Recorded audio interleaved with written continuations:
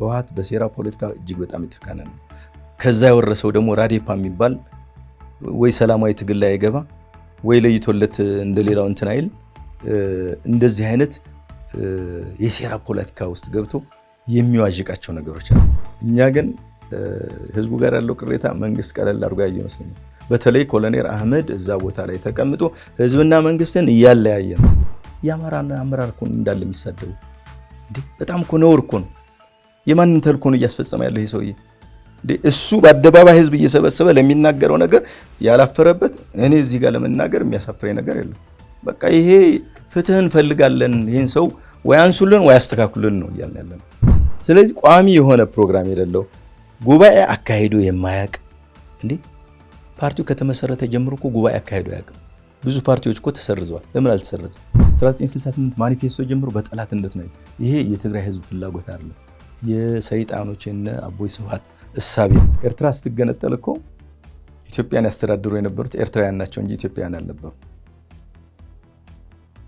እና አቦይ ስብሃትም እኮ እና እነመለስም እኮ ኤርትራ እንትን ናቸው። አብዛኛዎቹ ወሳኝ የሚባሉት አካል እኮ ኢትዮጵያውያን አልነበሩም፣ ኤርትራውያን ናቸው። የባህር በር ለምሳሌ አሰብ ለምሳሌ በቃ የመነጠል ጥያቄ የመገንጠል ጥያቄ ካላችሁ አሰብን ለኛ እምቢ ካሉ እውቅና አልሰጥም ካል ኤርትራ መገንጠላት።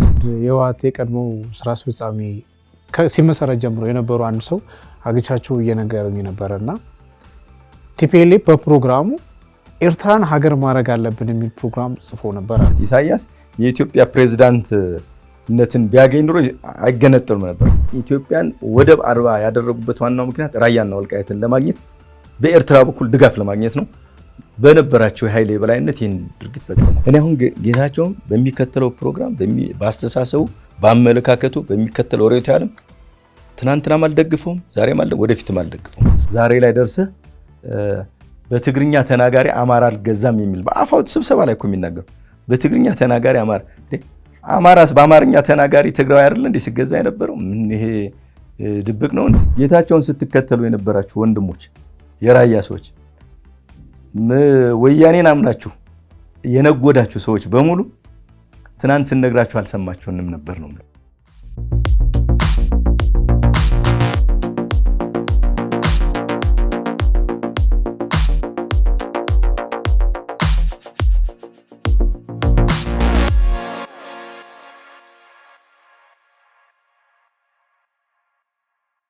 ሰላም ጤና ይስጥልን። በመላው ዓለም የምትገኙ ውድ የአንድ አፍታ ቤተሰቦች እንደምን አላችሁ? ነው አንድ አፍታ ወጋችን ተጀምሯል። የዛሬው አንድ አፍታ ወጋችን ከዚህ ቀደም በተደጋጋሚ እዚህ ያቀረብላችሁ የራያ ወሎ አማራ ማንነት አስመላሽ ኮሚቴ ሰብሳቢው አቶ ኃይሉ አብራ ናቸው። እንግዲህ በዛ አካባቢ በየጊዜው አዳዲስ ነገሮች ይከሰታሉ። ከሰሞኑም እንግዲህ የቤተክርስቲያን አገልጋዮችን ግድያ ጨምሮ የህወሓት ኃይሎች እንቅስቃሴ የተለያዩ ጉዳዮች አሉ። እነሱን አስተን ቆይታ እናደርጋለን። አብራችሁን ቆዩ በአክብሮት እንጋብዛለን። አቶ ኃይሉ በድጋሚ ግብዛችንን አክብረው ስለመጡ በጣም አመሰግናለሁ። መልካም እንደ መግቢያ የሆነ ዘንድ እርስዎ በሊቀመንበርነት የሚመሩት የወሎ ራያ አማራ ማንነት እና ወሰን አስመላሽ ኮሚቴ ትናንት መግለጫ አውጥቷል። በመግለጫው ላይ የሚለው ነገር በአካባቢው የተሰማራው ኮማንድ ፖስት አመራሮች የህወሓት ታጣቂዎች የሚያደርሱትን ግድያ፣ ዘረፋ፣ ድብደባ፣ ወከባ ማስታገስ አልቻሉም የሚል ቅሬታ አቅርባቸዋል ለፌዴራል መንግስቱ። እንደዚሁ ደግሞ ትምህርት ቤቶችን የጤና ተቋማትን ካምፕ አድርገው 60 ሺህ ተማሪዎች ወደ ትምህርት ቤት እንዳይሄዱ ወይም ትምህርት እንዳቋርጡ አድርገዋል የሚል ነገር አቅርባቸዋልና እስኪ እንደው እንደ መግቢያ ያክል አሁን ራያ አላማጣ አካባቢ ወይም የራያ አካባቢዎች ምን ሁኔታ ላይ ነው የሚገኙት? ባለፈው ከተገናኘን በኋላ ያው የራያ ህዝብ የማንነት ጥያቄ በተደጋጋሚ ጥያቄው ይቀርብ የነበረው በሰላማዊና በሰላማዊ መንገድ ነበር።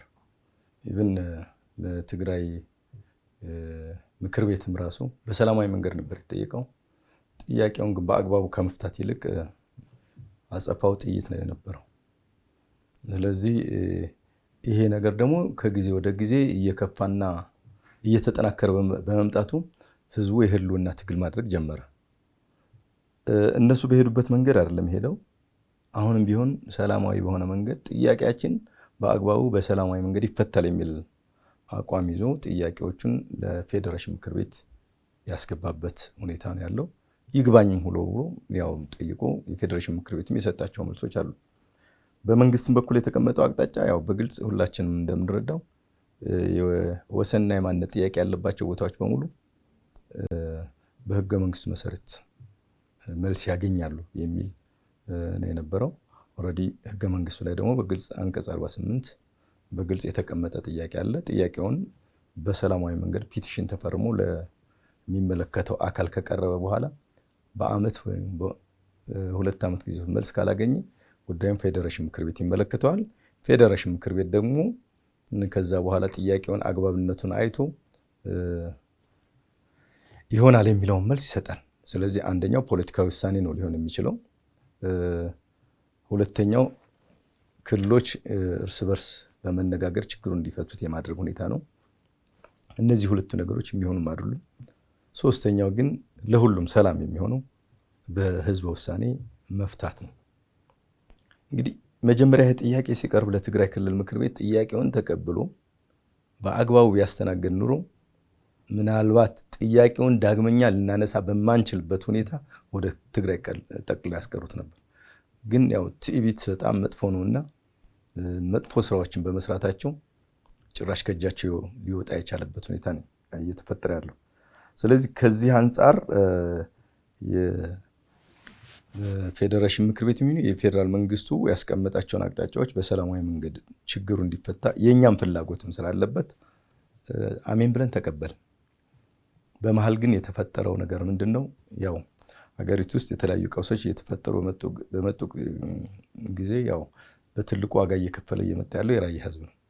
ምክንያቱም ችግሮች በተፈጠሩ ቁጥር ሌሎች ከበድ ያሉ ችግሮች ላይ ትኩረት ስለሚደረግ የኛ ሁኔታ እየተረሳ የሄደበት ሁኔታ አለ።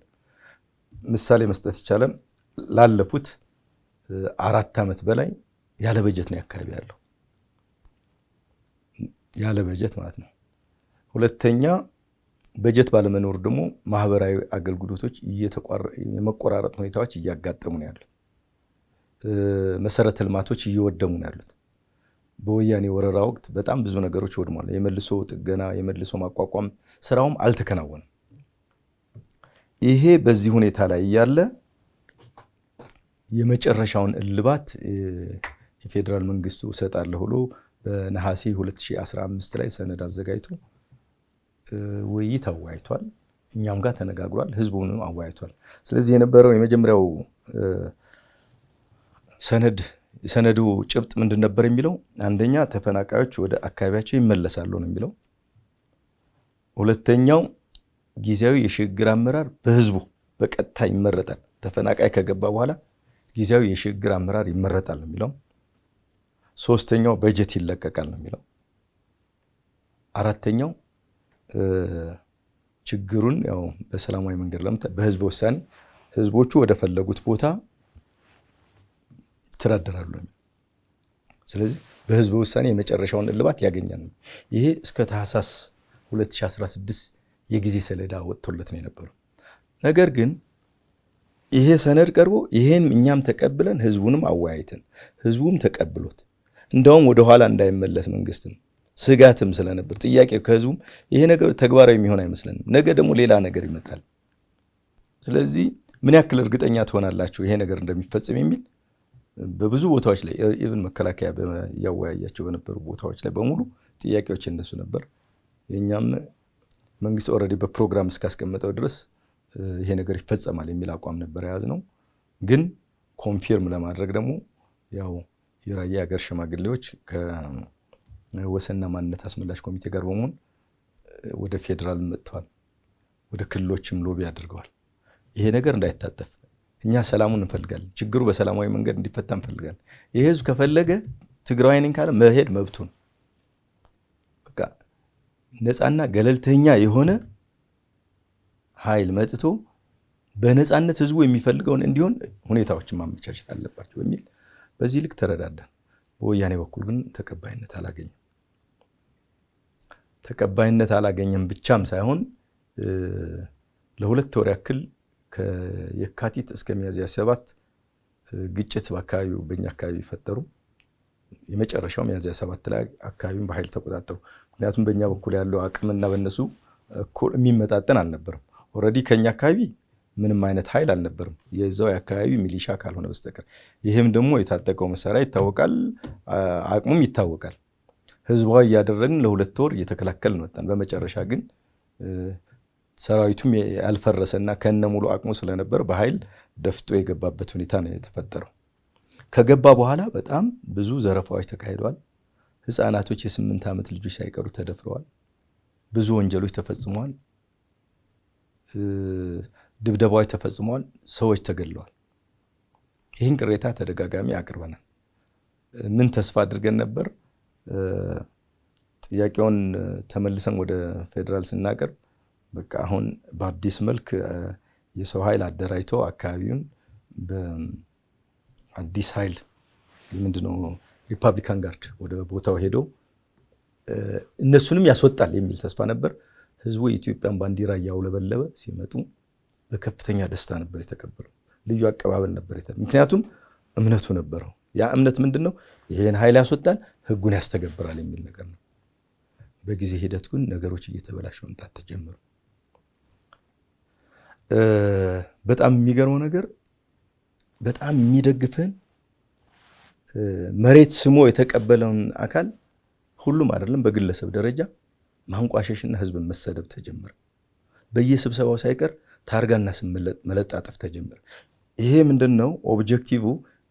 በተለይ ይሄ ወሰንና ማንነት አስመላሽ ኮሚቴ አባላት የሆኑትን ከትግል ሜዳ የማስወጣት ተሸማቀው እንዲቀሩ ለማድረግ ወይም ከመንግስት ጋር በማጋጨት ትግሉን ማኮላሸት ነው። ይሄ የወያኔ ፕላን ቢ እቅድ ነው። ይሄን የሚተገብሩ ሰዎች ነበሩ። የራዴፓ እቅድም ነው። ምክንያቱም በሐሳብ የተሸነፈ አካል ማድረግ የሚችለው በራሱ መግደል ካልቻለ፣ በራሱ ማጥፋት ካልቻለ በሌላ አካል በራሱ ሰው እንዲጠፋ የማድረግ ስራዎች በከፍተኛ ደረጃ እየሰሩ መጥተዋል። ይሄ በመሆኑ ቅሬታችን በተደጋጋሚ አቅርበናል ለፌዴራል መንግስት። አሁን እንግዲህ በመግለጫችሁም ላይ እንዳየሁት እርስዎም እንደገለጹልኝ የአካባቢው ኮማንድ ፖስት የሚመሩት አመራሮች የሚቀርቡ ችግሮችን የመፍታት ዳተኝነትና የፍትሐዊነት ጥያቄ ነው ያነሳችሁባቸው። እንግዲህ እርስዎ እንዳሉት የአካባቢ ማህበረሰብ በተለያየ አጋጣሚ ሶሻል ሚዲያዎች ላይ ሀሳቡን ሲገልጽ ኦብዘርቭ እንዳደረግኩት እነዚህ አመራሮች ፍትሐዊነት ይጎላቸዋል የተባለበት አንዱ ኮማንድ ፖስት ላይ ነው ያለው። አካባቢው ማህበረሰቡ ምንም አይነት መያዝ አይችልም። የአካባቢው ባህላዊ የወገብ ትጥቆች የሆኑ በትር እንኳን መያዝ፣ ከዛ ደግሞ እነሱ ካለባስ ጋር የሚሄዱ እንትኖች ሳንጃ ነገሮች ሁላ ተከልክሏል። ነገር ግን እነሱ ታጥቀው ሰዎች ሲገሉ ሲዘርፉ ምንም አይነት ምላሽ እየሰጡ አይደለም የሚል ነገር ነው እና እንዴት ለፌዴራል መንግስቱ ልኳቸው የህወሓትን አጀንዳ ለማስፈጸም እንደዛ አይነት ነገሮች ተገኙ? በመጀመሪያ ያው ስህተት እንዳይፈጠር ተቋማችን ነው እንደ ሀገር አመራር ነው የተባለው። ይሄ መወዛገብ እንዳይመጣ የሀገር መከላከያ ሰራዊት ተቋሙ የኛ ተቋም ነው። በግለሰብ ደረጃ ደግሞ ችግሮች ይፈጠራሉ የትም ቦታ ላይ ቢሆን። አሁን ችግር እየተፈጠረ የመጣው በአንድ ወይም በሁለት ሁሉም አመራር አይደለም፣ በውስን ግለሰቦች የተፈጠረ ክፍተት ነው። ምንድነው አካባቢው ነፃ ሆኖ ፌዴራል ኃይል ያስተዳድረዋል ነው። እስከ መቼ? ጊዜያዊ የሽግግር አመራር እስከሚመጣ። ምንድነው ተልዕኮ የተሰጠው? ጸጥታውን ማስከበር ነው። የታጠቀ ኃይል እንዳይኖር ማድረግ ነው። ይሄን ደግሞ የወያኔ አመራሮችም ከነሙሉ ትጥቃቸው፣ ሰራዊቱም ከነሙሉ ትጥቃቸው ከተማ ላይ በነፃነት ይንቀሳቀሳሉ። እሱ ብቻ አይደለም፣ ዲሽቃም ብሬንም ደግነው ፓትሮል ያደርጋሉ። አሁን እኮ ሰሞኑን ደግሞ ጭራሽ ከፍተኛ የማሸበር ስራ ነው እየተሰራ ያለው። ይሄን ያደርጋሉ። በተቃራኒው ደግሞ የኛ በዚህኛው አማራ ነኝ የሚለው አካል ላይ እንደገና ደግሞ ምንም ነገር መያዝ አይችልም። ኢቭን እኔ ራሴን የምከላከልበት ነገር ለመያዝ ወይም ጠባቂ ይዤ መግባት አልችልም። እነሱ ታጅበው በሙሉ ነፃነት ነው የሚንቀሳቀሱ። እኔ በነፃነት ነው በህዝብ መሃል የምንቀሳቀሰው። ነገሮች እየጠነከሩ ሴራዎች እየተጠነሰሱ ሲመጡ ግን ያው ቦታውን መልቀቅ የግድ ይላል። ይሄ ተደርጓል። ይሄ ስህተት ነው። የለም መሳሪያ ይዞ የሚንቀሳቀስ ሰው የወያኔ ኃይል የለም እየተባለ ክህደት ይፈጸም ነበር። እሱም በመረጃና በማስረጃ በቪዲዮም ቀርጸን ማሳየት ጀመር። እናስተካከላለን ተባለ፣ አልተስተካከለም። ሁለተኛ በአማራ በኩል ያለውን አመራር ቶታሊ ማግኘት አይፈልግም። በተለይ ኮሎኔል አህመድ አሁን ህዝቡ በከፍተኛ ደረጃ ቅሬታ ያለው ኮሎኔል አህመድ ከሚባል ሰው ጋር በዋናነት ሁሉም አመራር ማለት አይደለም። ከተሰጠው ተልእኮ ውጭ ነው እየተንቀሳቀሰ ህዝብ በተሰበሰበበት የግለሰቦችን ስም እያነሳ ታርጋ እየለጣጠፈ ሰውን እያሸበረ ያለው። አንደኛ ከተሰጠው ተልእኮ ውጭ እንደገና ደግሞ መስሪያ ቤቶችን ለማስተዳደር ጥረት ሆስፒታል አመራር መቀየር ይፈልጋል። የትኛውም ውሃና ፍሳሽ አገልግሎት ሄዶ አመራር መቀየር ይፈልጋል። የትኛውም ቦታ ላይ ሄዶ አመራር መቀየር፣ ዳይሬክተሮች መቀየር ይፈልጋል። የትምህርት ቤት ዳይሬክተሮች ሳይቀር ይሄ ስልጣን አልተሰጠውም። እኛ በተደጋጋሚ ሪፖርት አድርገናል ነው። ለምን አልተስተካከለም ነው የኛ ጥያቄ። ምክንያቱም ዛሬም ነገም ወደፊትም ጥያቄያችን በሰላማዊ መንገድ እንዲፈታ ነው። ግጭትን አንፈልግም። ከግጭት የምናገኘው ነገር የለም። ነገር ግን እዛ ተልኮ ሰጥቶት የፌዴራል መንግስቱ ተልኮ ሰጥቶት ከተልኮ ውጭ ሲንቀሳቀስ መገምገም መቻል ነበረበት። ማስተካከል፣ የእርምት እርምጃ መውሰድ መቻል ነበረበት። ይሄ በህብረተሰቡ ዘንድ ቅሬታ አለ። እንደውም ህዝብና መንግስትን የሚለያይ ስራ እየሰራ ነው ሰውየው። የቲፒኤልኤፍ አመራሮች እኮ በነፃነት አብረው ጨዋታ አብረው እንትን ያደርጋሉ። አይነጋገሩ፣ አይገናኙ አይደለም። እንደ ሰው ማንም ሰው ከፈለገው ሰው ጋር መሄድ፣ መዝናናት፣ መጫወት ይችላል። ነገር ግን የሌሎችን ሰዎች ጥቅም በሚጎዳ መልኩ መሆን መቻል የለበትም። እኛን በማሳደድ በኩል መሆን መቻል የለበትም። ለምንድን ነው የምንሳደደው? ተቋማችን ነው እያልን ከተቋሙ ጎን እኮ ነው ቁመን ያለን።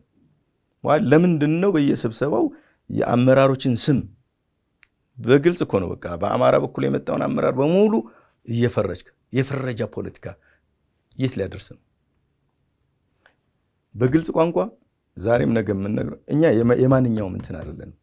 በቃ ጥያቄ መሰረታዊ የሆነ ጥያቄ አለን። ጥያቄያችን የራያ ህዝብ የማንነት ጥያቄ በህጋዊ መንገድ እንዲመለስ ነው። በተጽዕኖም አይደለም፣ በህዝቡ በጎ ፈቃድ በህዝቡ ውሳኔ ይመለስ ነው እያልን ያለን።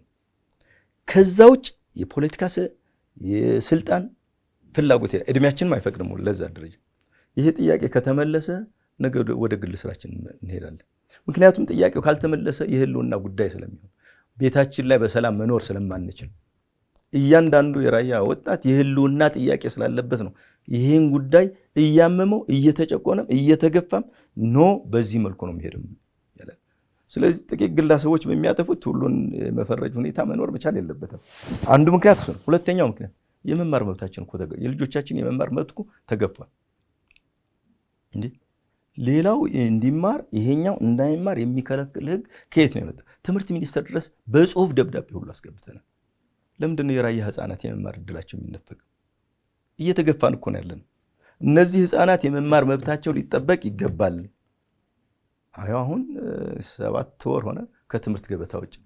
ይህ ቋንቋ ጉዳይ አይደለም። ቋንቋው በፈለገው ይሁን፣ ተማሪ በሚመርጠው ይሁን፣ የግድ በትግርኛ በአማርኛ የሚል ነገር ክራይቴሪያም አላስቀመጥም። ወላጁ ግን ልጆቹን ማስተማር በሚፈልገው ህፃኑን በአፍ መፍቻ ቋንቋ የመማር መብቱ ይጠበቅለት። የለም እኔ አማርኛ አልችልም በትግርኛ ነው የምማረው ካለ ደግሞ እሱም መብቱ ይጠበቅለት። አዳማ ላይ በኦሮምኛና በአማርኛ ይሰጥ የለም እንዴ? ያውም እንትን ላይ ለምንድን ነው ይሄን መብት የምትነፍገው? ይሄ መብት ተነፍጓል። ለዚህ መልስ የሚሰጥ አካል አልተገኘም። ይሄን መልስ መስጠት ከፖለቲካ ጋር የሚያያዝ ጉዳይ አይደለም። ቁጥር 1 ጉዳዩ ያለው ይሄ ነው። ትምህርት ቤቶች ተማሪዎችን ለማስተማር ሰላማዊ ሰልፍ ሁሉ እኮ ወጥተዋል። መጨረሻ የሆነው የሁለት ሰዎች ህይወት መጥፋትና የብዙ ሰዎች መቁሰል አደጋ ነው የገጠመን። ለዚህ እንኳን ተጠያቂነት አልሰፈነም እንዴ? ልጆቻችን ይማሩ ብለው ትምህርት ቤት ለሄዱ በጅምላ ለተገደሉ ሰዎች ተጠያቂነት መስፈን አልቻለም። ምክንያቱም እዛ ካምፕ ውስጥ ያሉት እነማን እንደሆነ ይታወቃል። አጥርቶ ወንጀለኛ አድርጎ መያዝ ይቻላል። ይሄን ኃላፊነት አልተወጣም ሰውየው። ለምን ጥያቄ ይሄ ይነሳል ነው። ታዳጊ ኢትዮጵያ አካባቢ አንድ ተማሪ አንድ የመብራት ኃይል ሰራተኛ ተገደለ። የገደሉት እዛ ውስጥ የነበሩ ሰዎች ናቸው። ተጠያቂነት አልሰፈንም። እንዲህ ራያ ነፍስ ለምንድን ነው የሚረክሰው? እና ጥያቄ አጥተናል ነው በቃ በግልጽ ቋንቋ። ስለዚህ ፌዴራል መንግስቱ ጉዳያችን ሊያየው ሊሰማን ይገባል። የመረጃ ክፍተት የለበትም። ምክንያቱም የብሔራዊ መረጃ ደህንነት ሰዎች እዛው አሉ፣ መረጃ ይኖረዋል። የመከላከያ ደህንነት አሉ። ምን እየተፈጠረ ነው፣ ምን እየተደረገ ማወቅ ይችላሉ። ይሄ ሆን ተብሎ የፍረጃ ፖለቲካ የሚመጣው ግን ሰዎችን ከትግል ሜዳ ለማስወጣት የማንነት ጥያቄ እንዳያነሱ የማድረግ ነው። በግልጽ ቋንቋ እኛ ጥያቄያችን ዛሬም ነገም በሰላማዊ መንገድ እንዲፈታ መንግስት ባቀረበው እንዲፈታ ነው እየጠየቅን ያለን። ሁለተኛ በጀት ለምን አይለቀቅም? አሁን እኮ ለምሳሌ በቅርቡ ሚዲያ ላይ የሰማች ትራክተሮች ምኖች ወደ ትግራይ 80 ትራክተሮች ሄዱ። ራያ በየትኛው በኩል ያገኝ? የራያ ገበሬስ በየት ያገኝ? ችግሩስ እንዴት ይፈታል? በጣም እየተዘነጋን እኮ ነው ያለን። የትኛው ግብረሰናይ ድርጅትን ቢመጣ ምክንያቱም ክልሎች ነው ኮንታክት የሚያደርጉ በየት ያገኙ? ከሁለቱም ወይ በፌዴራል የሚመጣ ሳፖርት አላደረገው። የውሃ አገልግሎት በጣም በሚያሳዝን ሁኔታ ሆን ተብሎ የውሃ አገልግሎት አሁን ብዙ ቦታ ላይ እየተቋረጠብን ያለው። አላማጣ የውሃ ችግር የለም። እንደውም በሀገር ደረጃ የራያ መሬት የከርሰ ምድር ውሃ በጣም ሀብታም ስለሆነ በጣም ብዙ የውሃ ጉድጓዶችም ስላሉ አብዛኛው ያላማጣ ሰው እኮ እንትንም የለውም፣ የውሃ ቃም የለውም። ብዙ ለምን ዳይሬክት ከቧንቧ ነው የሚቀዳ የውሃ ችግር ስለሌለ። አሁን ግን በኤሌክትሪክ ምክንያት በተለያየ ምክንያት እንትን ይቃጠላል፣ ወተር ፓምፕ። ይሄን ወተር ፓምፕ ለመግዛት ገንዘብ የለም። አንደኛ 36 ሚሊዮን ብር የሚሆን የውሃ ሀብት የውሃ አገልግሎት ገንዘብ በማይክሮ ፋይናንስ ታግዶ ቁጭ ብሎ፣ ይሄ እኮ የውሃ አገልግሎት የከተማው ገንዘብ እኮ ነው፣ ማውጣት አልቻለም። ሁለተኛ የተለያዩ መንግስታዊ ተቋማትም የመከላከያም የፌዴራልም የተገለገሉት ወደ ሆስፒታልም ጤና ጣቢያም ከ6 ሚሊዮን ብር በላይ ተደምሮ ከ6 እስከ 7 ሚሊዮን ብር የሚገመት ገንዘብ ማግኘት አልቻለም። በቀላሉ ነው የምነግርህ። ሶስተኛ የውሃ ታሪፍ ማስተካከል አልቻለም። ድሮ በነበረው ነው። የውሃ ታሪፍ ለማስተካከል ቦርድ መኖር አለበት። አሁን ቦርድ እያንቀሳቀሰ አይደለም ያለው፣ ያው ነፃ በመሆኑ አሁን በዚህ ምክንያት ወተር ፓምፕ ገዝቶ ማቅረብ ባለመቻሉ የውሃ አገልግሎቱ ከተማ ውስጥ ከፍተኛ የሆነ የውሃ ችግር እያጋጠመ ነው። ይሄ ደግሞ እየተደረገ ያለው ምንድነው? ህዝብ ተማሮ እነሱ ይሻሉ ነበር ለሚል እንዲሉ ለማድረግ ነው። በጣም የሚገርምህ እንኳን አይደለም አንድ ሁለት ጉድጓድ 30 ኪሎ ሜትር በእግሩ ተጉዞ ውሃ ፍለጋ ይሄዳል እንጂ ዳግም ወደዛ ለመሄድ በጭራሽ ፍላጎት የለውም። ይሄን ነው ያልተረዱት። ሰውን ስለገደልከው፣ ሰውን ስላሸማቀቅከው፣ ሰውን አገልግሎት እንዳያገኝ ስላደረግከው፣ እንዳይማር ስላደረግከው የ27 ዓመቱን ወይም የ30 ዓመት በደሉን ይረሳል ማለት አይቻልም። እንደውም ከዛ የባሰ ደግሞ በዚህ 2-3 ዓመት እያደረጉት ያለው ነገር ደግሞ እጅግ በጣም የከፋ ስለሆነ የበለጠ እንደ ብረት እየጠነከረ ማንነቱን እስከ መጨረሻው ታግሎ ለማስመለስ የሚጥር እንጂ በትንሽ ነገሮች የሚመለስ ነገር የለም። ስለዚህ ይሄ ችግር አለ። ይሄ ችግር አስተዳድራለሁ ካለ ፌዴራል በእኔ ስር ይቆይ ካለ ይህን በጀት መፍቀር መቻል አለበት። ይህን ችግር መፍታት ነው። የውሃ ችግር መፍታት አለበት። የኤሌክትሪክ ችግር መፍታት አለ። የአገልግሎት ሰጪ ተቋማት ችግር መፍታት፣ የሆስፒታልና የጤና ጣቢያ ችግር መፍታት መቻል አለበት። ተረስተናል። እንደ ህዝብ እኮ ተረስተን ነው ያለነው። እኔ እንጃ ያስታውሱን የሆነ ስብሰባ የሆነ እንትን ላይ ብቻ የራያ ህዝብ የማንነት ጥያቄ ያለው ተብሎ ይነሳን እንደሆነ እንጂ የራያ ህዝብ ቸግሮታል ወይ ምን ያስፈልገዋል ማንም የሚያነሳው አካል ያለ አይመስለኝም። መልካም። ሌላው በመግለጫ ያነሳችሁት ጉዳይ በቅርቡ ቤተክርስቲያን ላይ በተፈጸመ ጥቃት የቤተክርስቲያን አገልጋዮች አንዱ እንደውም የቤተክርስቲያኒቱ መምህር አይነ ስውር ናቸው፣ ማየት እንኳን አይችሉም። ሌሎች እሳቸው የሚያስተምሯቸው ወጣት ዲያቆናት ህፃናቶች ናቸው፣ እነሱም ተገድለዋል። እንግዲህ ይሄም በገለልተኛ አካል ይጣራና ፍትህ ይሰጥ የሚል ነገር በመግለጫችሁ ላይ አድርጋችኋል። የአካባቢ ማህበረሰብ ቁጣውን ገልጿል። እንግዲህ በተፈጸመው አካባቢው ላይ የተፈጸመው ጥቃት ተከትሎ በሰሞኑ የነበሩትን ጉዳዮች ስመለከት ቀድሞ የፋኖ ታጣቂዎች እዛ ቤተክርስቲያን መሽገዋል የሚል ነገር በስፋት ሲሰራጭ ነበር። ይህን የሚያሰራጩት ሰበር ራያ የሚባሉ ራደፕ አካባቢ የሚንቀሳቀሱ ሰዎች እንደሆኑ ማህበራዊ ሚዲያዎች ላይ ተመልክቻለሁ። ከዛ በኋላ ነው የተገደሉት። እንግዲህ ጥቆማ ሰጥተው የመንግስት ኃይሎች ናቸው ጥቃቱን የፈጸሙት የፋኖ ታጣቂዎች ናቸው በሚል በስህተት ጥቆማ ነው የሚል ነገር ተፈጥሯል። እና ምንድነው የተፈጠረው? እናንተ የምታውቁት ምንድነውስ ፍትህ ሊያስገኝ የሚችለው ነገር? ድርጊቱ ተፈጽሟል አልተፈጸመም አይደለም፣ ግን እንዴት ተፈጸመ፣ በማን ተፈጸመ፣ ለምን ተፈጸመ እሱ መጣራት ያለበት ነገር ነው። ማን ፈጸመው መጣራት ያለበት ጉዳይ ነው። አሁን እዛው ቁምን ባላየነው ነገር እከሌ ነው እዚህ ነው እንዲህ ነው ለማለት ይቸግራል። ጥያቄው እዛ መግለጫውም ላይ በትክክል እንትን ያደረገው ተጠያቂነት መስፈን አለበት። በቃ የትኛው አካል ነው እንትን ያደረገው የሚል ለምንስ ተፈጸመ የሚል ነገር መምጣት መቻል አለበት። ከዛ በኋላም እኮ የቆሎ ተማሪዎች ጎጆ ቤቶችን ተቃጥሏል። በሶስተኛው ቀን በምን ተቃጥሏል? እዛው ቦታ ላይ ይሄን የሚያጣራ አካል መኖር መቻል አለበት። ኦልሬዲ ድርጊቱ ተፈጽሞ ችግሮች ከተከሰቱ በኋላ እንዳይካሰት ማድረጋት ማነው ኦልሬዲ ያለፈውን ነገር መመለስ አትችልም ሆኗል። ሌላ እንዳይደገም ተመሳሳይ ችግር እንዳይፈጠር ግን መጣራት መቻል አለበት። ምክንያቱም የሴራ ፖለቲካ ዋጋ እያስከፈለን ያለው ህወሓት በሴራ ፖለቲካ እጅግ በጣም የተካነ ነው። ከዛ የወረሰው ደግሞ ራዴፓ የሚባል ወይ ሰላማዊ ትግል ላይ አይገባ ወይ ለይቶለት እንደሌላው እንትን አይል እንደዚህ አይነት የሴራ ፖለቲካ ውስጥ ገብቶ የሚዋዥቃቸው ነገሮች አሉ። አሁን እንዲህ ነው ለማለት በህግ የሚያዙ ነገሮች ክስም ስለሚመሰረት በህግ የሚያዙ ነገሮች እንዲያዙ ጥያቄም እየቀረበ ስለሆነ እንዲህ ነው እንዲህ አይደለም ብዬ ለመናገር ይቸግራል። ድርጊቱ ተፈጽሟል። መንግስት ግን በአስቸኳይ ምክንያቱም ህዝቡ ፍትህ ይፈልጋል። ለምንድን ነው ይሄ የተፈጸመው? ማን የፈጸመው? ቢያንስ ይህን ጥያቄ መጠየቅን ይፈልጋል። ህዝቡን እንትን የሚያደርገው ይፈልጋል። ምንድነው የሚያነጋግረው ይፈልጋል። እኛ ግን ህዝቡ ጋር ያለው ቅሬታ መንግስት ቀለል አድርጎ ያየው ይመስለኛል። በተለይ ኮሎኔል አህመድ እዛ ቦታ ላይ ተቀምጦ ህዝብና መንግስትን እያለያየ ነው። በትልቁ ትልቅ ችግር እያመጣብን ያለው ህዝቡ ሰላማዊ ነው። በቃ ሰላማዊ ትግልን ነው እየመጣ ያለው።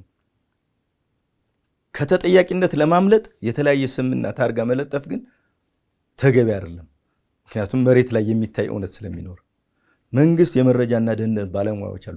ይግባና ያጣራ። በቃ ሌላውን መቀበል ካልቻል የራሱን ሰዎችን ቢሆን ልኮ ያጣራ። ምንድነው እየተፈጸመ ያለው? ሰው ስነ ልቦናው ምንድነው የሚፈልገው? ቅሬታው ምንድነው? ድሮኮ እረኛ ምን አለ ተብሎም ይፈረዳል። እንኳን አይደለም እንዲህ የተደራጀ መዋቅር እያለ ቀርቶ ምንም የተደራጀ መዋቅር በሌለበት ሰዓት ህዝብ መበደልና አለመበደሉን እረኛ ምን ብሎ ዘፈነ ተብሎም ተጠይቆ ፍትህ ይሰጣል። ይሄ ነገር ጎሎናል። አሁን ሰው እያለ ያለው በግልጽ መናገር መሸፈንም ስለሌለበት ከራያ ህዝብ ኮሎኔል አህመድ የፌደራል መንግስት ይበልጥበታል። እኛን ትቶናል። ድምጻችን ሊሰማም አልቻለም። በቃ እኛ ያጠፋነው የተሳሳትነው ነገር ካለም ይምጣና በግልጽ ያን ያወያዩ ያነጋጉን እያለ ነው። የፈለገው ቦታም ቢሆን ያነጋጉን። በቃ ካጠፋን ያጠፋነው ነገር ካለ ይነገረን። ምንም አይነት ጥፋት ሳናጠፋ ከህዝብና ከመንግስት ጎን ቆመ በደሎች እየተፈጸሙ ነው ይሄ ትክክል አይደለም ሲባል ትክክል አይደለም። ማንም ሰው ደግሞ ከህግ በታች ነው እንዴ? አንድን የመንግስት አካል በአደባባይ ህዝብ ሰብስበ ስም እየጠራ መሳሪያ ስለያዝክ ብቻ ስም እያጠፋ መሄድ ተገቢ አይደለም። የአማራና አመራር እኮ እንዳለ የሚሳደቡ እንዴ! በጣም እኮ ነውር እኮ ነው። የማንን ተልእኮ ነው እያስፈጸመ ያለው ይሄ ሰውዬ? እንዴ እሱ በአደባባይ ህዝብ እየሰበሰበ ለሚናገረው ነገር ያላፈረበት እኔ እዚህ ጋር ለመናገር የሚያሳፍረኝ ነገር የለም። በቃ ይሄ ፍትህ እንፈልጋለን፣ ይሄን ሰው ወይ አንሱልን ወይ አስተካክሉልን ነው እያልን ያለን። መልካም። እንግዲህ ሌላው አሁን እርሶም እግረ መንገድ ያነሱት ነገር እዛ አካባቢ ላይ እንግዲህ የሚንቀሳቀሱ የራያ ዲሞክራሲያዊ ፓርቲ ወይም ራዴፓ የሚባሉ አሉ። ድሮም ነበሩ፣ አሁንም እንዳሉ እናያለን። እንቅስቃሴዎች ይነስ የሚብዛም እና የሆነ ጊዜ ላይ በትጥቅ ትግል እንንቀሳቀሳለን ብለው 100 ገደማ ምናምን በቁጥርም ራሳቸው ሪፈር አድርገው ሶሻል ሚዲያ ላይ ተመልክቻለሁ። አደራጅተና ምናምን ብለው ፎቶ ሲለጥፉ ነበር። አንዴ ክልል እናደርጋለን ይላሉ፣ አንዴ ወደ ትግራይ ነው መሆን ያለበት ይላሉ። የራሳቸው አማራጭ የሚሉትንና የሚጽፉትን ስለምከታተል ነው ይሄን ማነሳውና ምን ሁኔታ ላይ ነው አሁን እነሱ ያሉት? በዚህ በኩል ፓርቲ ነን ይላሉ፣ በዚህ በኩል ደግሞ አንዳንዴ ሰበር ራያ የሚለውንም ስም ተጠቅመው የትጥቅ ትግል እናደርጋለን ይላሉ። እንግዲህ ባለፈው የተገደሉት የክርስቲያን አገልጋዮች ግድያ ላይም ቀድሞ እንደዛ አይነት ነገር ሲያሰራጩ የነበሩ ከዛ በኋላ እንግዲህ እነሱ ናቸው ማህበራዊ ሚዲያዎች ላይ ያሉትን ትሬንዶች አሰስ እያደረኩ ነበረና ምን ሁኔታ ላይ ነው ያለው የእነሱስ ጉዳይ? በነገራችን ላይ ሰበር ራያ የሚለው ወሎዬ ነኝ አማራ ነኝ የሚል አካል ነው። ያው ከወያኔ የተማሩትን ነገር ነው አሁን የሰውን ስም የመውሰድ። ለምሳሌ ወያኔ የሚለው እኮ መጀመሪያ የራያ ህዝብ ያልገዛም ባይነት የአመፅ ትግል ነው የነበረው። በ1936 አካባቢ የነበረው የራያ ህዝባዊ አመፁን ነው እንግዲህ ያልገዛም ባይነትን እንጂ ሌላውን አካል አልነበረም፣ አይወክልም ሌላውንም።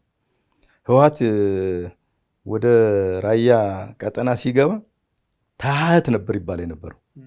ህወሓት ብሎ ያው የራያን ህዝብ ለመያዝ ይሄን ስም በስሙ ለመሸቀጥ የተጠቀመበት መንገድ ነው። ሰበር ራያ ከመጀመሪያውን ፔቲሽን ሲገባ ወሎዬ ነን አማራ ነን ብሎ የገባ ወያኔም ፊት ለፊት የታገለ ኃይል ነው። 2011 ላይ ፊት ለፊት ወያኔን የትግራይን ልዩ ኃይል የገጠመ በወንጭ የገጠመ ኃይል ነው። ለነፃነቱ የሚታገል ሁሉም ሰበር ራያ ነው የሚባለው። ስለዚህ ራዲፓ የተመሰረተው 2012 ላይ ነው። ራዲፓ ሲመሰረት ይሄን እንትን የመቀማት ፍላጎት መጣ ነው አይደለም፣ በዚህ ደረጃ ነው። እና ይህች መጀመሪያ ሰበር ራያ የሚለው የራዲፓ እንትን አይደለም። ኦልሬዲ አሁን የራዲፓ ክንፍ የሚባለው ሌላ ፍላጎት ነው ያለው። በመጀመሪያ የገባው ጥያቄ ምንድነው? ወደ ፌዴሬሽን ምክር ቤት በግልጽ ሚዲያም ላይ አመራር የነበሩትም ሰዎች በተለያየ ጊዜ ሚዲያ ላይ ወጥተው ይናገሩ የነበሩት ፖዚሽን ፔፐራቸው በግልጽ የሚያስቀምጠው ወደ ወሎ አማራ የሚል ሌላ ምንም ጥያቄ አልነበረው። ከዚህ ሂደት በኋላ በጥቅምና በተለያየ መንገድ መነጠቅ ሲጀምር ያው ለትግሉ ዋጋ አስከፍሏል። አላስከፍልም ማለት አይቻልም እንጂ የመጀመሪያው ጥያቄ ይሄ ነው የነበረው። ከዛ በኋላ የሰሜኑ ጦርነት ተጀምሮ ወረራው ከተፈጸመ ሶስተኛው ወረራ ከተፈጸመ በኋላ ከመከላከያ ጎን እንሆናለን በሚል ነፃ እናወጣለን በሚል እዛ ጋር የማጭበርበር ስራ ተሰርቶ ትጥቅ ታጠቁ። አሁን በሰላማዊ ትግል እሳተፋለሁ ያለ ፓርቲ ትጥቅ ትግል ውስጥ መግባት የለበትም። ሰዎቹን በማስረጃ መስጠት ይቻላል። አሁን እኮ የማዕከላዊ ኮሚቴ አባላት የሆኑ ትጥቅ ይዘው የሚታገሉ ሰዎች ስም ዝርዝራቸውን ማውጣት ይቻላል። ይህን ለምርጫ ቦርድም በተደጋጋሚ ቀርቧል። ምርጫ ቦርድም ፓርቲውን አላገደው። ምክንያቱም አንዱን ምረጥ ነው በባል የነበረበት በቂ ማስረጃ ሁሉ ተሰጥቷል። ሌላው ራሱ የራዲፓ አመራር ራሱ ማለት ነው የፓርቲውን ህገወጥነት አጋልጦ ለምርጫ ቦርድ አቅርቧል። ለምሳሌ ከ15 ያላነሰ ማዕከላዊ ኮሚቴ ለቋል። ከ4 ነው ከ5 ያልበለጠ ስራ አስፈጻሚ ለቋል። ታቻኛ ያለው አባላት በሙሉ ተበትኖበታል። የለም ወደ ሌላ ቦታ እየቃዠ ስለነበር የመጀመሪያው ወደ ወሎ አማራ የሚለውን ነገር ትቶ ከዛ ልዩ ዞን አደረገ። ከዛ እንደገና ደግሞ ወጥተው እንደገና የክልልነት ጥያቄ ብሎ ማጭበርበር ተጀመረ። ስለዚህ ቋሚ የሆነ ፕሮግራም የሌለው ጉባኤ አካሄዱ የማያውቅ እንዴ ፓርቲው ከተመሰረተ ጀምሮ እኮ ጉባኤ አካሄዱ አያውቅም። ብዙ ፓርቲዎች እኮ ተሰርዘዋል። ለምን አልተሰረዘ? ሌሎች ፖለቲካ ፓርቲዎች ይሄን ጉዳይ ለምን አያነሱትም? እንደውም አንዱ ትልቁ ችግራችን የኛ አካባቢ ያለው የፖለቲካ ሆነ በአግባቡ እየታየ አይደለም የሚል ነው። ስለዚህ የታጠቀው ኃይል በህግ መጠየቅ አለበት። ትጥቅም መፍታት መቻል አለበት። ትጥቁ የመከላከያ ከሆነ ወደ መከላከያ መመለስ መቻል አለበት። ማንኛውም የታጠቀ ኃይል እንዲፈታ አይደለም የተደረገው። ለምንድን ነው እነሱ ያልፈቱት? እንደውም ታማኝ የደህንነት ሰራተኛ ሆኖ እዛ አካባቢ እዛና እዚህ እያምታቱ ያሉት እነሱ ናቸው። ማህበራዊ የለጣጠፉት ነገር ብዙ ማስረጃዎችን ይዘናል። እና ራዲፓ እና ሰበር ራያ የተለያዩ ናቸው። የታጠቀው ኃይል የራዲፓ ክንፍ ነው፣ ወታደራዊ ክንፍ ነው። ይህን አጣርቶ መፍትሄ እንዲሰጥ ተደጋጋሚ ለመንግስትም አሳውቀናል። ሁለተኛ እዚህ በክልሉ ከፕሮግራሙ ጋር ተያይዞ ማለት ነው ያላስገባውን ጥያቄ መጀመሪያ ማለት ነው ያልጠየቅከውን ጥያቄ ፍትህ አትጠይቅበትም። ሰነድ ላይ ፈርመህ ያስገባው ወሎ አማራ ብለህ አሁን ክልል ነኝ እንዲህ ነኝ ብለህ ጥያቄ ልታስገባ አትችልም። አንደኛው ምክንያት ያ ነው። ስለዚህ ኦልሬዲ እንትኑ ባልተጠየቀ ጥያቄ ላይ መንግስት መልስ ይሰጣል ብዬ አልጠብቅም። ሁለተኛ 3-4 ወረዳ ወይም 5 ወረዳ ይዘህ ያውም ጥያቄ አላነሳም ሌሎች ቦታዎችን ይዘህ ክልል ሆናለሁ ማለት ይቻላል እንዴ? ክልል የሚሆነው ለምንድን ነው? ምንድነው ፍላጎቱ? ህዝብን ለመጥቀም ነው? አይደለም። ህዝብማ ለመጥቀምማ ቢሆን ኖሮ የተጀመረውን ጥያቄ መጀመሪያ ዳር ማድረስ ዘንድ ከዛ በኋላ የክልልነት ጥያቄ ካለ ኋላ የሚመጣ ነገር ነው። የመጀመሪያው ጥያቄ የህዝብ ጥያቄ ሳይመለስ ሌላስ ሀገሪቱን ከስንት ክልል ውስጥ እንከፍላት ነው? ሌላ ተጨማሪ ራስ ምታት ያለው እየበዛ ደቡብ ከ3 ከ4 ተከፈለ።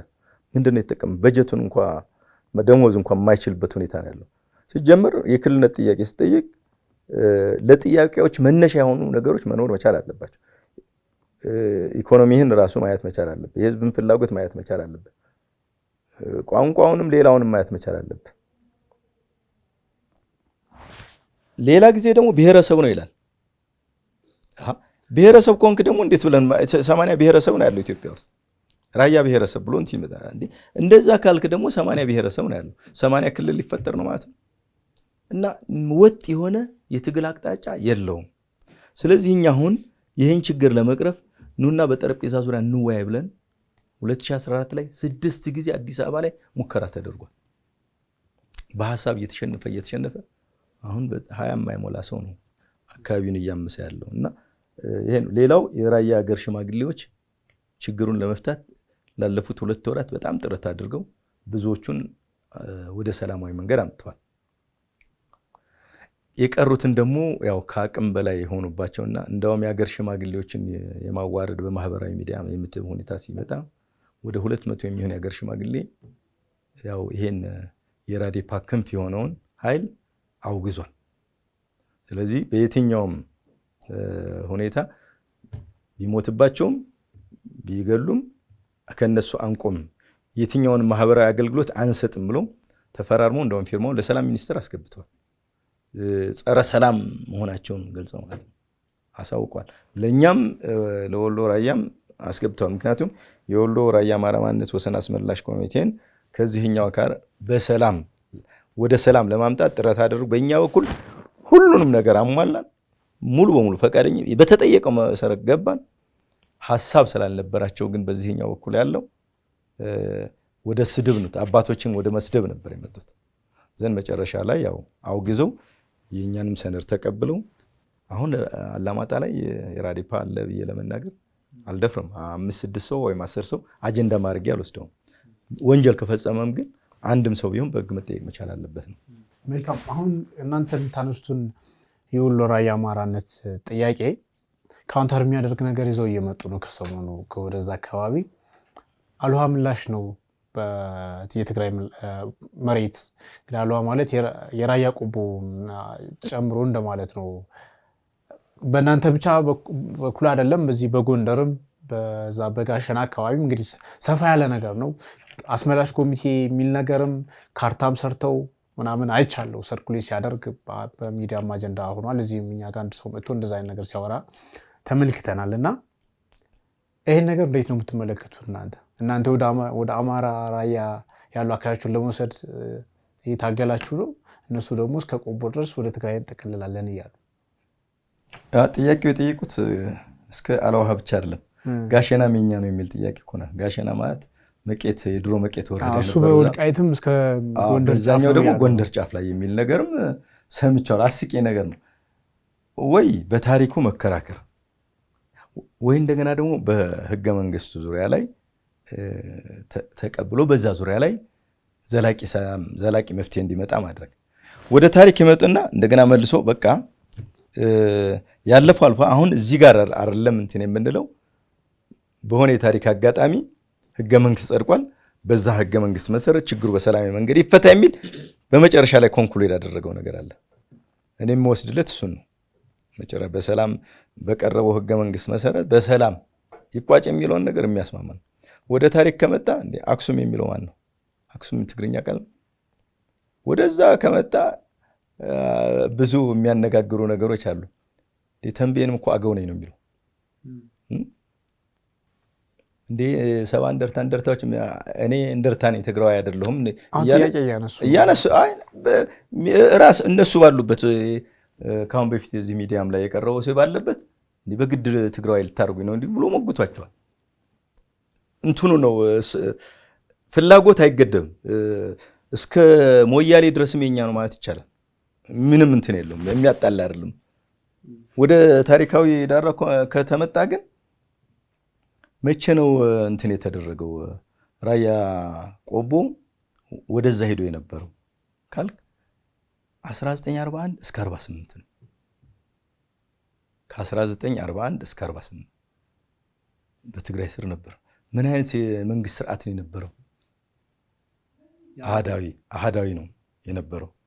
ኦኬ ስንት ባንዲራ ነበር? አንድ ባንዲራ። አሁን ስንት ባንዲራ አለ? ይሄን ሁሉ መተንተና መግባቢያው ግዛታዊ ስለነበረ ወቅቱ የነበረው ምንም እንትን አይደለም።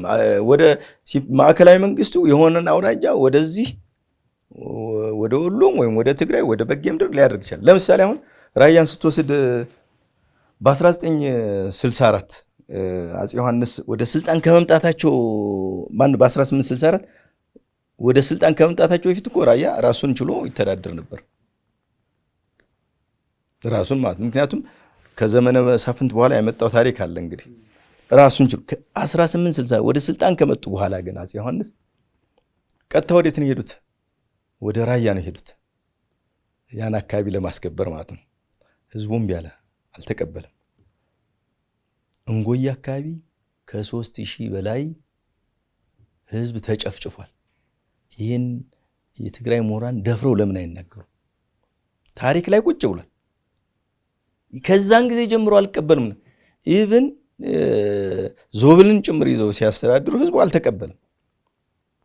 ስላልተቀበለ እኮ ነው አሁንም ጭምር ከአያት ከቅድመ አያቱ እየተወራረሰ ይህ ህዝብ ማንነቱንም ሳይሰጥ ሳይቀላቀል ይኖር። እስኪ ከመሆኒ ጀምር ተመልከት፣ እስከ ኬሚሴ ምናምን ድረስ የቤቶቹን አሰራር ተመልከታቸው። የሰውን አለባበስ ስነ ልቦናው ሙሰልስ ሚላይ ይቆር በምንም መልኩ እኮ ነው የማይገኝ። የቆቦ ሰው ከመሆኒ ሰው ጋር ሄዶ ገበያ ይውላል፣ ይግባባል። ይሄኛው በራያ ትግርኛ እየተናገረ ይሄ በአማርኛ እየተናገረ ይግባባል፣ ይጋባል፣ ይዛመዳል፣ ይዋለዳል፣ ይጠያየቃል። በሰርግም በሐዘንም ይጠያየቃል። ይሄ ነው ያለው እንትን። ስለዚህ ከ41 ዓመተ ምህረት በፊት የነበረውን ለምን አይናገርም ነው? ከ48 ዓመተ ምህረት በኋላ ያለውን ስለምን አይናገርም ነው? አንዱ እንትን ይሄ ነው። ሲጀመር ህዝቦች ፈቃድ አልነበራቸውም፣ ገዢዎች ናቸው አንዴ ወደዛ አንዴ ወደዚህ የሚያደርጉት። ስለዚህ በህዝቦች ፈቃደኝነት ያልተመሰረተን አካባቢ የኔ ግዛት ነው ማለት አይቻልም። እንዴ በአንድ ወቅት የኔ አካባቢ ንጉስ እዚህ ቦታ ላይ ሄዶ ነበርና ይሄ ቦታ የኔ ነው ማለት የሚባል ከሆነ እንደ ኤርትራም እኮ መሄድ አልነበረበትም። እሱም ሄደ። ራስ አሉላም እኮ እስከ ሰሃጤ ድረስ ሄደው ነበር አይደል? ኤርትራን የሚያስተዳድሩ ነበር አይደል? ታዲያ የኔ ነው ለምን አይሉ? ብሎ ሌላ እንትን ሳይሄዱ እዛው ቅርብ ላይ ያለው በባህልም በምንም እንደው በጣም ቅርብ የሆነውን አካባቢ። ስለዚህ ሐሳቢው ትክክል አይደለም ነው። ወደ ዋናው ጉዳይ እንደገና ስንገባ ምንም ይሁን ምንም በሰላማዊ መንገድ ማለቅ አለበት። ኦልሬዲ ህገ መንግስት ተቋቁሟል። ይሄን በጣም ያስማማናል። ህገ መንግስት ከተቋቋመ ተቀብለው ነው የሚሁን ሳንቀበለው፣ ተሳትፈንበት ይሁን ሳንሳተፍበት ኦልሬዲ ይሁንና እሱን ተቀብለን እንሂድ ከተባለ እሺ እንሂድ ብለን እኛ ደግሞ ተቀብለን፣ ስለዚህ ህገ መንግስቱ በደንብ አንብቦት ከሆነ የህዝቦችን የራስን ዕድል በራስ የመወሰን መብት በግልጽ አንቀጽ 39 ላይ ተቀምጧል። እንደገና ደግሞ የክልልነት ጥያቄ ወይም ወደ ከአንዱ ክልል ወደ አንዱ ለመሄድ የማንነት ጥያቄ ያለባቸውን ደግሞ አንቀጽ 48 ላይ ተቀምጧል። ይህን 2011 ላይ 27500 ድምፅ የራያ አዘቦንም ጭምር ማለት ነው መጣበታል ጭምር ለትግራይ ክልል ምክር ቤት ገብቷል፣ ለፌዴሬሽን ምክር ቤት ገብቷል። አሁን ትክክለኛ ህገ መንግስቱን የሚቀበልና የሚያምን ከሆነ የሚያምኑምና የሚቀበሉትም ከሆነ ይሄ ነገር መተግበር አለበት ብሎ ህዝቦች ወደ ፈለጉት እንዲተዳደሩ መታገል መቻል አለባቸው። ዘላቂ ሰላም የሚያመጣውም እሱ ስለሆነ በኃይል ሄዷልና በኃይል ይመለስ የሚለው ነገር ዘላቂ ሰላምን ስለማያመጣ ማለት ነው። ስለዚህ ይሄ ጥያቄ ተጠይቆ ይሄ ጥያቄ ለፌዴሬሽን ምክር ቤትም ገብቶ ስለነበር በሁለት ዓመት ጊዜ ውስጥ የትግራይ መንግስት መመለስ ስላልቻለ ጉዳዩ ከትግራይ አጀንዳ ወጥቶ የፌዴሬሽን ምክር ቤት ጉዳይ ሆኗል። ስለዚህ በዚህ ጉዳይ ላይ አሁን በራያ ጉዳይ ላይ በወልቃይት ጉዳይ ላይ የትግራይ መንግስት አይመለከተውም። የሚመለከተው ፌዴሬሽን ምክር ቤት ነው። ፌዴሬሽን ምክር ቤት ደግሞ ምቹ ሁኔታ መፍጠር ነው። በቃ ለህዝብ ውሳኔ ይሄን ነው እንዲህ እንዲሆን መስራት መቻል ያለብን ይመስለኛል። መልካም። አሁን ያነሱት ነገር ራያ አዘቦ በእናንተ የወሎ ራያ አማራ ማንነትና ወሰን አስመላሽ ኮሚቴ ውስጥ ነበረ ራያ አዘቦ ነው ወይስ ራሱን ችሎ ነው? መጀመሪያ ላይ ለፌዴሬሽን ምክር ቤትም ለትግራይ ክልል ምክር ቤትም የራያ አዘቦም ፊርማ ተሰብስቦ እኮ ገብቷል። ከእናንተ ጋር ገብቷል። ሁለተኛ መጀመሪያም ገብቷል። አሁን የ2015 በኋላ እንደገና አካባቢው ከዳግም ወረራ ነፃ ወጥቶ ማስተዳደር ስንጀምር የነሱ አካባቢ ሲዘነጋ በተለይ ራያ አዘቦ ሲዘነጋ እንደገና ፒቲሽን አሰባስበው ለፌዴሬሽን ምክር ቤት አስገብተዋል። ኮሚቴ ያዋቅረው ነው በተናጠል ማለት አዎ፣ በተናጠል ከአሁን በፊት ያስገባነው ጥያቄ ይታይልን የሚል ለፌዴሬሽን ምክር ቤት አስገብቷል። አቶ ኃይሉ የሳዋት ሳልሳይ ወያኔ መሰለኝ ይህን ካላወቁ ፌዴሬሽን ምክር ቤት ሄደው ቢያረጋግጡ አስገብተዋል። ፈርመው አላውሃን ነው እየተመኙ ያሉት የራያ አዘቦ ህዝብ እኮ እኛ ደግሞ ወደዛን ሆን አንፈልግም ብሎ ፌዴሬሽን ምክር ቤት አስገብቷል። ይህን ካልተረዱ ቼክ ቢያደርጉት የሚሻል ይመስለኛል፣ መሬት ላይ ያለውን እንትን ማለት ነው። በእኛ በኩል ግን የትግራይ ህዝብ ወንድማችን ነው፣ እህቶቻችን ናቸው። በሆነ የታሪክ አጋጣሚ እነዚህ ህወሓት የሚባል መርዘኛ እሳቤ ያላቸው ሰዎች የመሰረቱት ይህን ህዝብ የአማራን ህዝብ ከትግራይ ህዝብ ለመከፋፈል የሄዱበት ርቀት ቀላል አልነበረም። ከ1968 ማኒፌስቶ ጀምሮ በጠላትነት ነው። ይሄ የትግራይ ህዝብ ፍላጎት አይደለም፣ የሰይጣኖች የነ አቦይ ስብሃት እሳቤ ነው። አሁን ከዚህ ያልተማሩት ደግሞ ተገንጣይ የሚባሉት አሁን ትግራይ ላይ የተፈለፈሉት የተገንጣይ ስብስብ ትግራይን ነፃ እናወጣ ሀገር እናደርጋለን ሲሉ ራያና ወልቃይትን በመያዝ ነው ካርታም ሁሉ ሰርተዋል። የሚገርመው ነገር ማለት ነው ሰሞኑ ሰርኩሌት የሚያደርገው እንደዛ። አዎ ከኤርትራ የኤርትራን አይነት እድል አያገኙም። ኤርትራ ስትገነጠል እኮ ኢትዮጵያን ያስተዳድሩ የነበሩት ኤርትራውያን ናቸው እንጂ ኢትዮጵያውያን አልነበሩ። እና አቦይ ስብሃትም እኮ እና እነመለስም እኮ ኤርትራ እንትን ናቸው። አብዛኛዎቹ ወሳኝ የሚባሉት አካል እኮ ኢትዮጵያውያን አልነበሩም፣ ኤርትራውያን ናቸው እኮ። የነበራቸውን ስልጣን ተጠቅመው ኢትዮጵያ እንድትገነጠል ኤርትራ እንድትገነጠል ሁኔታዎችን አመቻችተዋል። ለምሳሌ ኢትዮጵያውያን ቢሆን ኑሮ የኢትዮጵያን ብሔራዊ ጥቅም አስከብረው መደራደር ይችሉ ነበር። የባህር በርን ለምሳሌ አሰብ ለምሳሌ በነገራችን ላይ የመነጠል ጥያቄ የመገንጠል ጥያቄ ካላችሁ አሰብን ለኛ እምቢ ካሉ እውቅና አልሰጥም ካል ኤርትራ መገንጠል አትችልም። ይሄው ሶማሊላንድ መቼ ተገነጠለች? እንግዲህ ራሷን ችላ ገንዘብም እንትና ሁሉንም በቃ ማንኛውም ሀገር የሚኖረውን ቁመና ይዛ እንኳን ዋናው ስላልፈቀደች አልሆነ ዋናው እንትኑ ስላልፈቀደ ሀገር መሆን አልቻለችም። እሱ በቅርቡ አንድ የህወሓት የቀድሞው ስራ አስፈጻሚ ሲመሰረት ጀምሮ የነበሩ አንድ ሰው አግቻቸው እየነገረኝ ነበረና ቲፒኤልኤፍ በፕሮግራሙ ኤርትራን ሀገር ማድረግ አለብን የሚል ፕሮግራም ጽፎ ነበር አሉ። በግልጽ እንግዲህ እሳቸው ይሄ ፕሮግራም እስካሁን አለኝ አሉ። እሳቸው ከህወሓት ወጥተው በሌላ የፖለቲካ መስመር ውስጥ ነው ያሉት። የሆነው ነው አሁን እዛ አካባቢ አዳዲስ ነገሮችም እየመጡ ነው።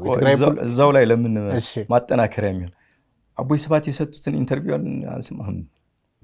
ሰምተው ከሆነ ብዬ ነው። ማንኛውን ኤርትራ ማነው ከኤርትራ ነፃነት ጋር ተያይዞ ህወሓቶች ምን ያክል እንደታገሉ ምን ያክል መስዋዕትነትም እንደከፈሉ ኤርትራ ነፃ ሀገር ሆና መቀጠለን ፕሬዚዳንት ኢሳያስ የኢትዮጵያ ፕሬዚዳንትነትን ቢያገኝ ኑሮ አይገነጠሉም ነበር የሚል ነገር ነበር። ፕሬዚዳንት ሆናል ቢባል ኤርትራ ትገነጠል ፍላጎትም ነበረው ነበር ያሉት። ገፍተው ነው አይደል ወደ እንትን ወደ ኤርትራ እንድትገነጠል። ለምን? ከፍተኛ ሆነ የስልጣን ስስት አላቸው። ከፍተኛ ሆነ የስልጣን ስስት አላቸው። ሁለተኛ ኢትዮጵያን ወደብ አልባ ያደረጉበት ዋናው ምክንያት ራያና ወልቃይትን ለማግኘት በኤርትራ በኩል ድጋፍ ለማግኘት ነው። በነበራቸው የኃይል የበላይነት ይህን ድርጊት ፈጽሟል። አሁን ግን ባይቶናም ብለው ሳልሳይ ወያነ ሌላው በሞቀታ የሚንቀሳቀሰው ቢሆን ሀገር አደርጋለሁ ካለ ራያና ወልቃይትን የማይታሰብ ነው። ምክንያቱም የኢትዮጵያ መንግስትም አይሰጥም፣ ያለው ህዝብም አይሰጥም። አማራም በዚህ ልክ አካባቢውን ግዛቱን አሳልፎ አይሰጥም። ምክንያቱም ትናንት ሌላ ነው፣ ዛሬ ሌላ ነው። ስለዚህ የሚሻለው የትግራይ ፖለቲከኞች መስራት ካለባቸው የሁለቱን ህዝቦች አንድነት ላይ ቢሰሩ የበለጠ ይጠቅም ነበር። እኔ አሁን የግል ሰሪ የዘር ፖለቲካን አልደግፍም። በቃ ሰው በሰውነት ተከብሮ መብቱ ተጠብቆለት የግለሰብ መብት እንዲከበር ነው የምፈልግ። የግለሰብ መብት ሲከበር የቡድን መብት ይከበራል። አሁን የቡድን መብት ማስቀደም ማለት ግን በቡድን ስም ግለሰቦችና ህዝቦችን ማጥፋት ነው የሚሆነው። በቡድን ስም ነው እየተበደልን የመጣ ነው። ስለዚህ ቢታገሉ የሚሻለው ማለት ነው በቃ ለዜግነት ፖለቲካ ቢታገሉ ያዋጣቸዋል። ከዚህ በኋላ እንትን ሆነው ኢትዮጵያን እንደፈለጉ ሊገዙበት የሚችሉበት እድል አይኖርም። በቃ እኔ የማልገዛት ሀገር አትኖር ብለው የሚመጡበት ሁኔታም አይፈጠርም። አሁን የትግራይ ወጣት ነቅቷል። በቃ ኢትዮጵያዊ ነኝ በቃ። በእርግጥ በአንድ ወቅት ጌታቸው ባለፈው ኢንተርቪው እኔም እኮ በሞቅታ እንዲህ እንል በሞቅታም በስሜት ለማለት ነው ሀገረ ትግራይ እንል ነበር። ምንም ፕሮግራም ምንም ነገር ሳይኖረን።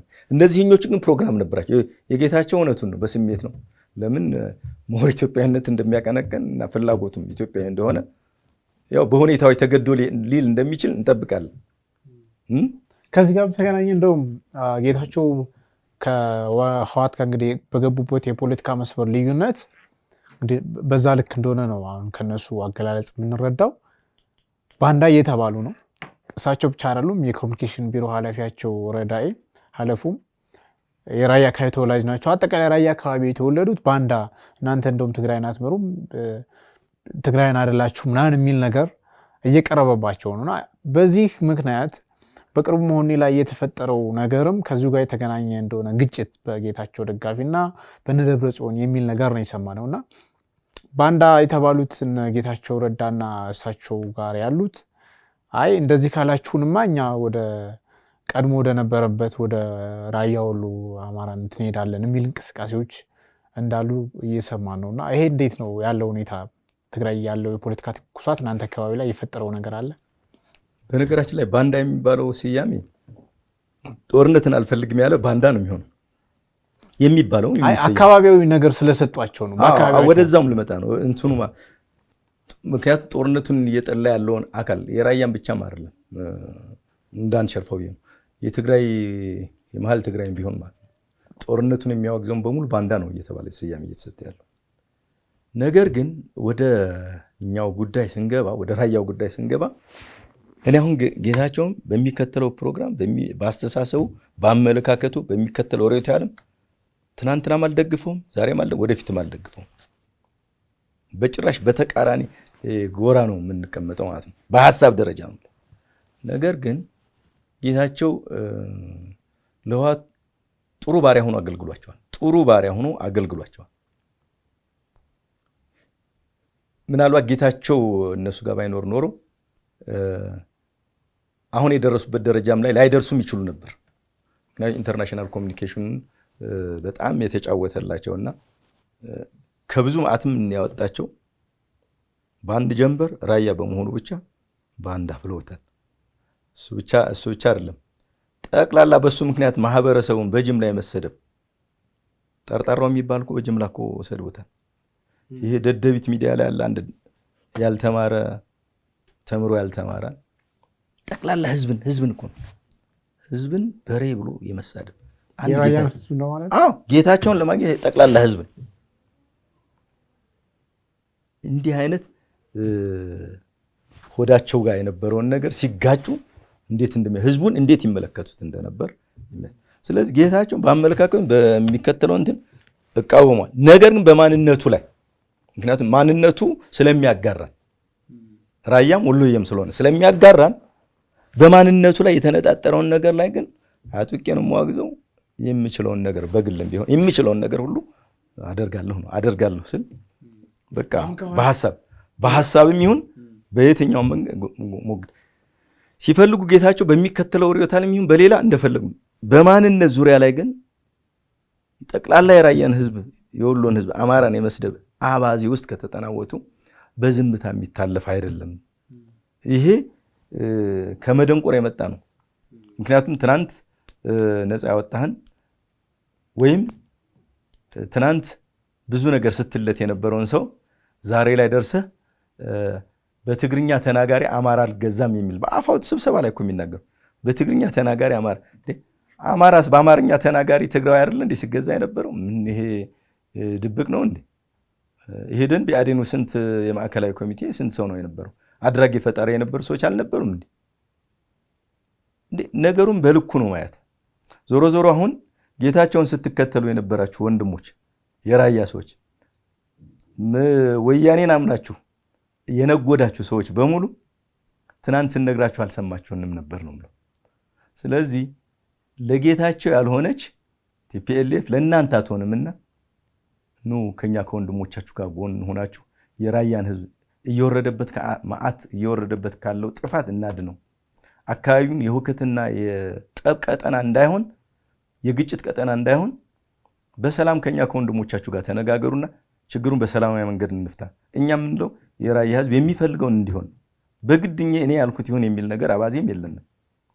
ስለዚህ እናንተም ቢሆን ህይወታችሁን መታደግ የምትችሉት እናንተም ከባርነት ነፃ መውጣት የምትችሉት ከቲፒኤልኤፍ አሳሰብ ነፃ ሆናችሁ ከህዝባችሁ ጎን ስትሆኑ።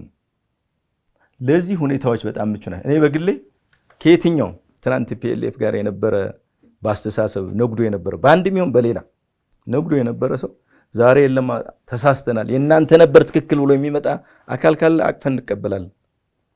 እኛ እኮ የወሎ ራያ አማራ ማንነትን ወሰን አስመለጠ ባደረገው ጠቅላላ ወጣቱም ባደረገው እንቅስቃሴ የራያን ወጣት ከቲፒኤልኤፍ እልቂት አድነነዋል።